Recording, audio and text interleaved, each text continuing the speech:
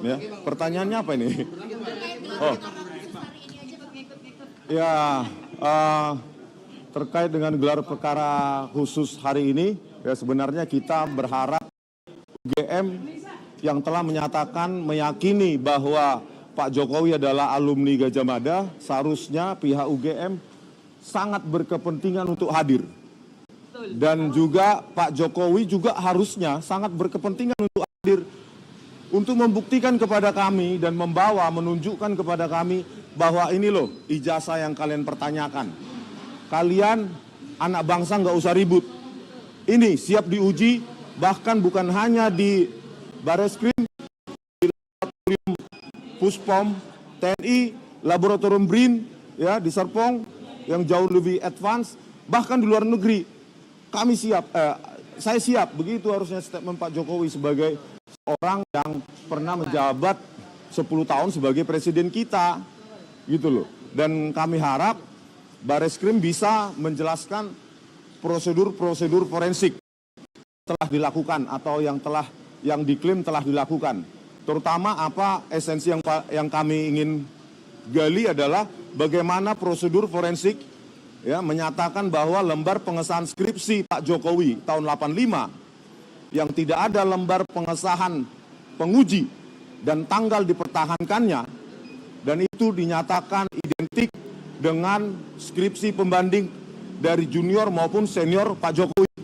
Kita ingin melihat ya skripsi pembanding atau referensi itu yang mana, punya siapa, dan harus kita buktikan juga. Nanti saya ke UGM lagi untuk meminta Profesor Ova Emilia sebagai Rektor UGM untuk memberikan akses kepada publik terkait skripsi-skripsi tahun 1985-an sampai awal 1990-an.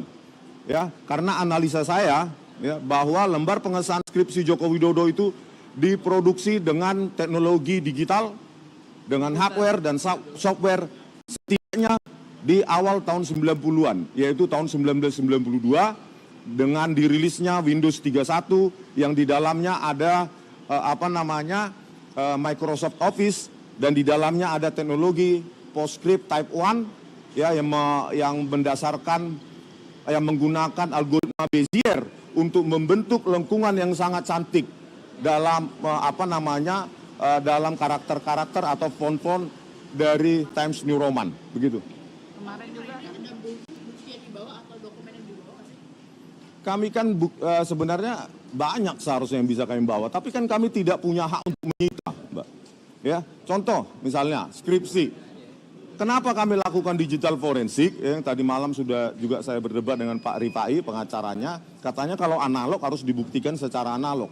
Terus kalau MRI, CT scan, biometrik, misalnya mata masa dicopot dulu, ya kan? Tetapi di scan, difoto, dianalisa secara digital. Sesuatu analog bisa diidentifikasi secara forensik digital, karena memang disitulah gunanya ilmu itu. Tanpa kita memiliki analog itu pun kita bisa deteksi bahwa yang palsu atau tidak, begitu. Kemarin juga dari alumni Gajah Mada kan sudah menyatakan pernyataan sikap tentang itu, Pak. Ya, rela gama, dan saya kira karena alumni UGM ini kan menyebar di seluruh kolong dunia gitu ya. Jadi sangat susah untuk mengumpulkan para alumni UGM, tetapi ada 100 orang gitu ya, Bu ya. Nah, itu ya berkumpul. Ya kami sebenarnya karena kecintaan kami kepada alma mater Universitas Gajah Mada, yang kami tidak cinta adalah pengurus-pengurusnya sekarang yang tidak terbuka. Ya, tidak terbuka. Bahkan video pertemuan kami tanggal 15 April 2025 di ruang 109 Fakultas Kehutanan UGM, ya, itu dijanjikan oleh Profesor Wening sebagai Wakil Rektor Kemahasiswaan UGM untuk dirilis secara utuh atau diberikan kepada kami utuh, tetapi sampai sekarang tidak ada, dan janji itu hanya tinggal janji. Bahkan diputar-putar, ya, Bang, di medsos, Bang. Nah, diputar-putar ya. Nah, ini padahal kami dituduh menghasut. Ketika saya dimintai keterangan pada saat undangan klarifikasi ya, kemarin di Polda Metro Jaya, pelapor itu tidak menyediakan bukti material apa tindak pidana yang diakibatkan yang diduga kami lakukan penghasutan tersebut. Begitu Mbak ya? Agendanya jam berapa Pak? Agendanya jam 10. Ya, tapi saya siap-siap dulu karena kalau diberi waktu yang banyak maka saya juga punya banyak yang perlu saya presentasikan.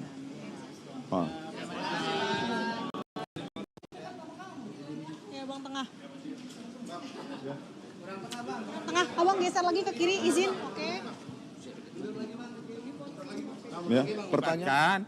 Sejumlah tim dari TPUA, tim pembela ulama dan aktivis, juga dari tim advokasi anti kriminalisasi akademisi dan aktivis yang juga menangani kasus ini. Di antaranya Bang Petur Celestinos, Bang Jimmy Mokolengsang, ada Bang Medi Juniarto, ada sejumlah lawyer lain yang juga ingin agar bisa proses gelar perkara itu juga kami simak bareng-bareng, dan kalau ada hal-hal yang perlu dikritisi dari aspek hukum acara maupun substansinya bisa kita lakukan bersama-sama.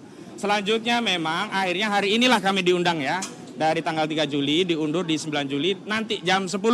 Maka sebagai pihak yang diundang kami datang lebih awal agar tidak terlambat jam 10 tepat. Namun sebelum kami masuk itu pengantarnya, dan saya minta untuk Pak Rizal Fadil yang pertama selaku pihak yang memohon untuk menyampaikan tanggapannya. Silakan Pak Rizal, silakan. Sini tengah ya Pak. Assalamualaikum warahmatullahi wabarakatuh. Pertama, kami mengapresiasi pihak kepolisian yang telah mengabulkan permohonan TPUA untuk diadakan gelar perkara khusus atas keberatan pengumuman Dirtipidum tanggal 22 Mei 2025. Dan pada kesempatan inilah kami akan mengoptimalkan apa-apa yang menjadi misi untuk membuktikan bahwa ijazah maupun skripsi Pak Joko Widodo itu palsu. Jadi apa yang disimpulkan oleh pihak Bareskrim atau Dirtipidum bahwa ijazah Joko Widodo itu identik gitu kan dengan 3 temannya yang telah diajukan komparasinya, kita pada kesempatan ini para ahli akan membuktikan bahwa ijazah Joko Widodo itu tidak identik. Nah, dengan seperti itu maka akan ketarik juga nanti ketidakidentikan pada skripsi Joko Widodo. Dan atas 2 hal prinsip inilah kita akan mendesak pihak Mabes Polri untuk meningkatkan proses dari penyelidikan menjadi penyidikan. Dan kalau itu sudah bisa terrealisasi, maka diharapkan Joko Widodo diproses ke peradilan. Jadi di situ nanti akan ada pembuktian asli atau palsu berdasarkan vonis hakim. Namun terdakwanya adalah Joko Widodo. Karena memang yang kami adukan melalui Dumas dan sampai ke penyelidikan dan diharapkan sampai ke penyidikan nanti adalah Joko Widodo. Saya kira kami yakin bahwa perjuangan ini akan mencapai hasilnya dan pembuktian itu akan terrealisasi gitu, bahwa harapan dan kepenasaran masyarakat rakyat Indonesia loh. Ini bukan soal TPUA, bukan soal para aktivis atau kuasa hukum, praktisi hukum, bukan. Ini adalah kepenasaran rakyat Indonesia. Dan hari ini menjadi bukti sejarah nanti menuju ke pembuktian dan jawaban atas kepenasaran itu, yaitu ijazah Joko Widodo dan skripsi Joko Widodo palsu.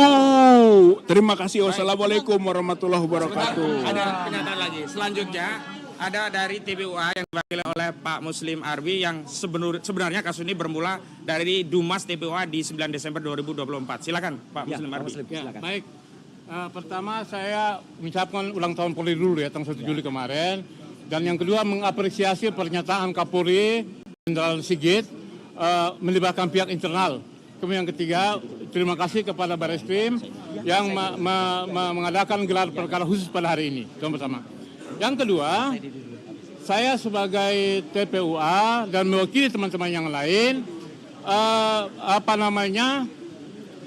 melihat bahwa pada tanggal 9 Desember itu kan TPUA mengadu ke sini 2024. Kemudian terjadi kebakaran di Pasar Pramuka. Yang itu menurut pernyataan Bitor Suryadi bahwa ijazah Joko Widodo itu dibuat di sana, gitu loh, ya kan? Nah, jadi saya minta ini juga harus diselidiki, dan oleh sebab itu hari ini juga saya minta Saudara Bitor hadir, ya kan? Kemudian juga Saya mengundang teman-teman ahli pidana seperti Dr. Taufik, kemudian para ahli juga kami libatkan di sini seperti disebutkan Mas Roy, kemudian Rismond dan lain-lain juga Dr. Tifa. Jadi saya berharap gelar perkara pada hari ini Polri itu melaksanakan presisi, ya kan, mengayomi, ya kan, melayani dan melindungi, ya kan itu. Jadi jangan sampai kemudian 10 tahun kemarin itu banyak aktivis ulama ya kan ditangkap hanya karena kritik. Nah, ini kan rakyat bertanya, kami bertanya jangan dikriminalisasi. Jadi sekali lagi jangan ada kriminalisasi seperti Dr. Roy, Dr. Risman, Dr. Tifa dan sebagainya, Dr. Egi, Ibu Kurnia, Saudari Yarfalina. Ya, jadi jangan sampai rakyat bertanya. Ini kan persoalannya begini ya. Kalau memang Jokowi ini punya gampang tunjukkan selesai barang itu di zaman SBY. Ketika ada buku membongkar Universitas Sekias, itu jawab dengan buku. Jangan buku dijawab dengan penjara seperti Saudara Bambang Seti dan Saudara Gusdur. Sekian, Assalamualaikum warahmatullahi wabarakatuh. Baik, sebentar. Di tengah kita ada Pak Sedido yang juga selalu mensupport perjuangan ini. Silakan Pak Sedido untuk statement terkait ini. Ya, di tengah. Ya. Terima kasih. Saya menganggap teman-teman ini adalah pejuang untuk menyelamatkan bangsa ke depan. Karena begini, ini bukan masalah ijazah palsu, ini adalah menghentikan kelicikan, keluculasan, kebohongan, penipuan, penyogokan yang dilakukan oleh Joko Widodo selama 10 tahun dalam mengejar jabatan. Sampai anaknya pun yang wapres sekarang dipertanyakan pakai cara yang sama, apakah cucunya juga akan melakukan hal yang sama? Nah, ini adalah penghentian keculasan, kebohongan, penyogokan, dan lain-lain kelicikan yang sudah mengakar hampir kepada seluruh lembaga negara yang dilakukan oleh Joko Widodo. Nah, negara ini hanya bisa selamat apabila cara-cara itu dihentikan. Sehingga ini harus menghentikan. Saya berharap polisi, aparat hukum, menggunakan hati nuraninya bahwa bangsaku harus saya selamatkan dari kerusakan moral yang dilakukan oleh Joko Widodo demi membangun dinasti dan merebut kekuasaan. Dan itu terus dilanjutkan sekarang. Nah, kalau ini kita tidak berhasil menghentikan, maka saya tidak tahu lagi bangsa ini mau dibawa kemana, karena Joko Widodo betul-betul membangun negara Islam setahun dengan basis kebohongan dan kelicikan, penyogokan dan lain-lain. Terima kasih, hanya itu saja. Saya berharap bapak-bapak yang berjuang selamat berjuang, dan menurut saya mungkin Joko Widodo dan timnya cara salah memilih lawan. Karena ternyata lawannya ini tidak ada, tidak jadi modal mereka itu adalah dua, mengancam dan menyogok. Kebetulan pejuang-pejuang ini tidak mempan lagi dua-duanya itu, jadi tidak takut diancam dan tidak bisa disogok. Sehingga berjalan terus. Terima kasih. Assalamualaikum warahmatullahi wabarakatuh.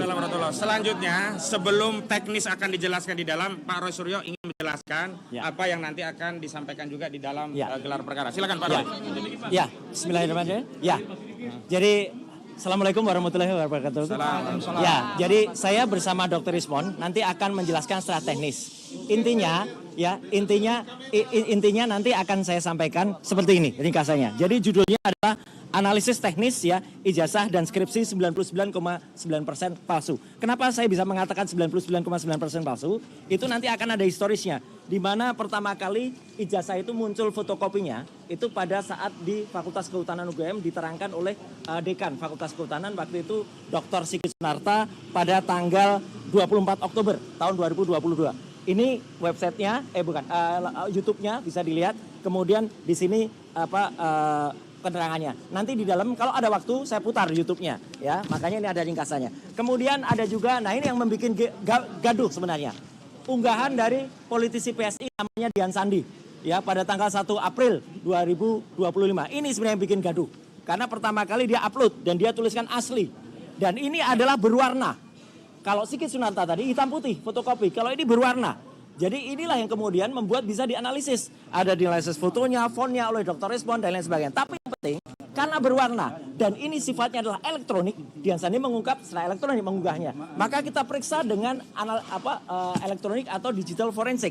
Nah, caranya adalah dengan menggunakan namanya ELA. ELA itu Error Level Analysis. Ini contoh ELA. Kalau ijazah yang benar, maaf saya contohkan ijazah saya. Ya, kalau diperiksa ELA, ini masih akan kelihatan ijazahnya, ini hasil dari ELA.